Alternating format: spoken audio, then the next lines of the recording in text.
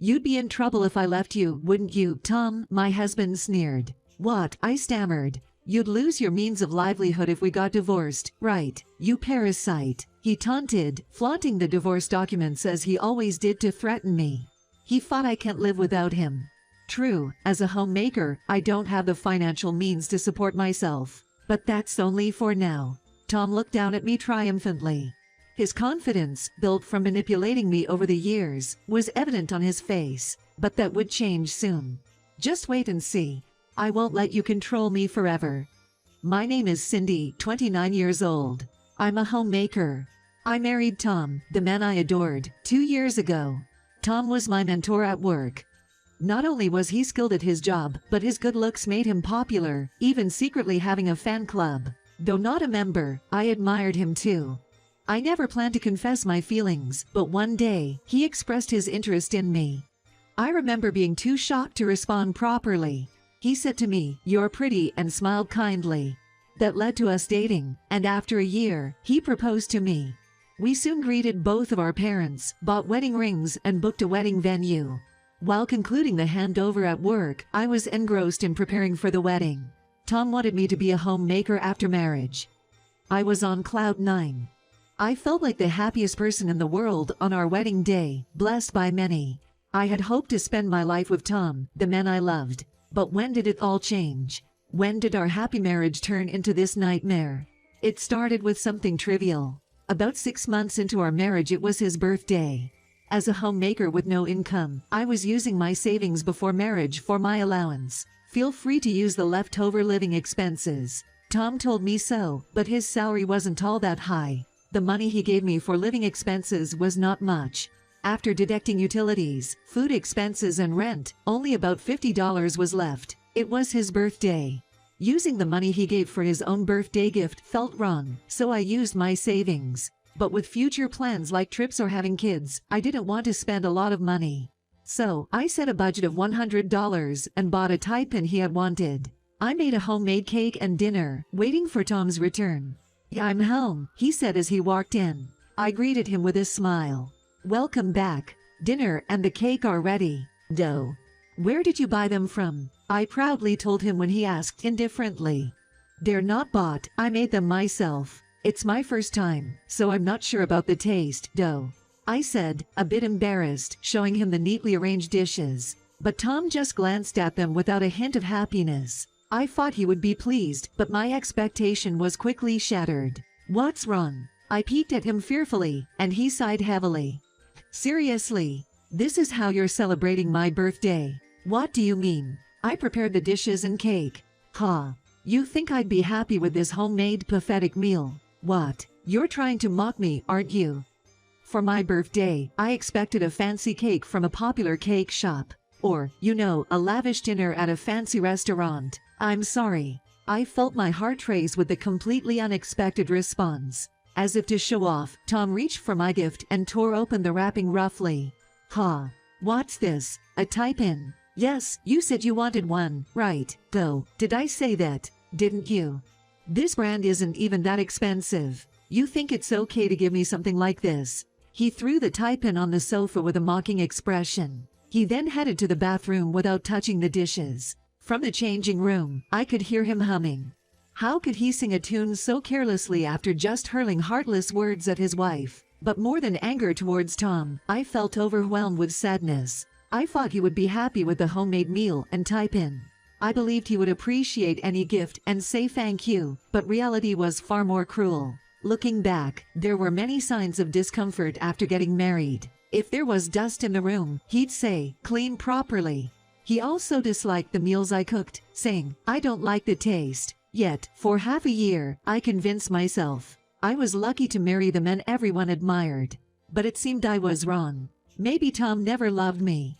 Perhaps I was just convenient as a wife. He wanted someone who would obediently listen to him, and that's why he chose me.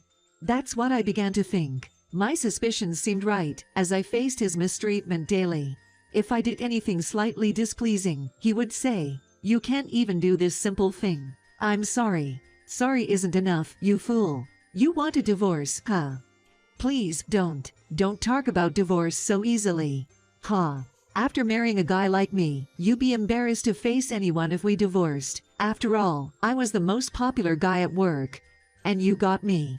That's not what I mean. I know, if you get divorced as a homemaker, you have nowhere to go.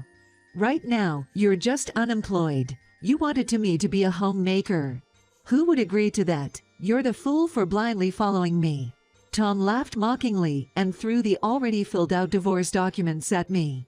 He often threatened me like that. He threatened me so many times that I can't even count. I could easily throw the divorce documents away, but I couldn't do that because I wasn't sure if I should continue this marriage. But as Tom said, I was not brave enough to go through with it. I had been doing a work-from-home job with his permission for the past few months, but I didn't earn much, so I didn't save enough to be independent. Am I destined to live as his slave forever? To live in fear of him as a housewife? I found myself somewhat resigned to that reality.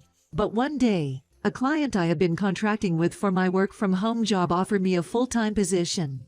I wanted to increase my savings for emergencies. So, I decided to try negotiating with Tom. Tom, I have something I want to talk about. I approached him cautiously when he returned home. But he seemed quite drunk. Shut up, he yelled, stripped off his suit, and collapsed onto the sofa, asleep. I sighed and picked up his discarded suit. Then, his smartphone slipped out of his pocket. Oops, what's this? The screen showed messages from someone named Ruby. The content was too intimate for just an acquaintance. Thanks for today. It was so much fun. I want to visit your apartment too, but your wife would be there. You're going to leave her soon, right? I'll be a good girl and wait. When I saw these messages, I pressed his finger to the phone for fingerprint recognition without waking him. The lock opened, and I went through it. It was filled with evidence of his affair, from messages with Ruby to pictures of their dates. It was unbelievable. He acts all high and mighty with me, but he's cheating on me. I can't forgive this. How dare he treat his wife like this? I transferred everything that looked like solid evidence to my own phone. Once I was done, I woke him up. Wake up, hey, wake up. My shouting made him awake. What? He grumbled. I confronted him mercilessly. Not what? Do you have nothing to say to me? Huh? About what? Don't play dumb. I know that you're cheating on me. Huh? That's what this is about. What? He sat up and pulled out the divorce documents, waving them in front of me as usual. You'd be in trouble if I dumped you, wouldn't you? What? You'd lose your means of livelihood if we got divorced, right? You parasite. He sneered, throwing the documents at me, hitting my face. That was the moment. The moment when the wave of my restrained patience surged like a tsunami. I can't take it anymore. I can't live my life being controlled by this man. After venting his anger on me, he lay back down on the sofa and started snoring. I packed my belongings and left the apartment without looking back. I headed to my parents' house, explained the situation, and decided to stay there for a while. My parents were furious when they learned about Tom's true nature. My father was so angry that he wanted to confront Tom at the apartment, but I stopped him, saying I had a plan. The next day, I signed the divorce documents Tom had given me and submitted them to the office. Once they were accepted, I succinctly summarized the situation and messaged Tom. In the following days, Tom bombarded me with dozens of calls. Don't be selfish. I won't forgive you. You're just a parasite who can't live without me. The messages were unbearable. Of course, I ignored them all. This was all part of my carefully crafted revenge. I could execute it right now. But not yet. Even without me, Tom would happily live his days with his mistress. In fact, their time together might even be more blissful than with me. But now, I had substantial evidence of his infidelity. When the time was right, I'd take my revenge. I clung to this thought as I started my new life. A year passed. After all, I accepted the job offer from my client, working almost like a full-time employee. After spending the first year at my parents' house, I finally started living on my own. My parents said I could stay forever, but I couldn't rely on them any longer. Besides, my revenge on Tom awaited. Once I became self-sufficient, I would take my revenge. I had decided that a year ago. With the evidence of infidelity transferred to my phone, I visited a highly rated law firm. I explained everything and expressed my desire to claim compensation from Tom and his mistress. Can I still claim compensation now? The lawyer assured me confidently when I asked. Don't worry. In this case, although the divorce is finalized, the infidelity was discovered a year ago, before the divorce. You can claim compensation within 3 years of discovering the affair. Okay, then. Please proceed. Sure, leave it to me. The lawyer immediately started working. He selected the most advantageous evidence I brought and prepared the legal documents. 2 weeks later, Tom called me. Hello. He started talking in a rushed tone, seemingly panicking, when I responded. Hey. What's this about? Oh, you received it. As written there, I demand $20,000 in compensation. What? Are you kidding me? We're already divorced, and now you're asking for compensation for the affair. What are you talking about? I've been waiting for this moment all along. What do you mean by that? I heard from a former colleague that you're quite cozy with that mistress at the office, especially since our divorce was finalized. You're not hiding it anymore, are you? Yes, I had investigated Tom's behavior at work in preparation for my revenge. His mistress was a new employee at his work. Apparently, Tom had been playing the victim about our divorce and openly flirting with his mistress. With his good outward appearance, most female colleagues must have believed him. But I wasn't going to let him have his way. I decided to take a revenge on him completely. Over the phone, I told him decisively, as if releasing all my pent-up grudges. You think you're on the winning side of life because you have a good reputation and good looks. Too bad. Your successful life ends today.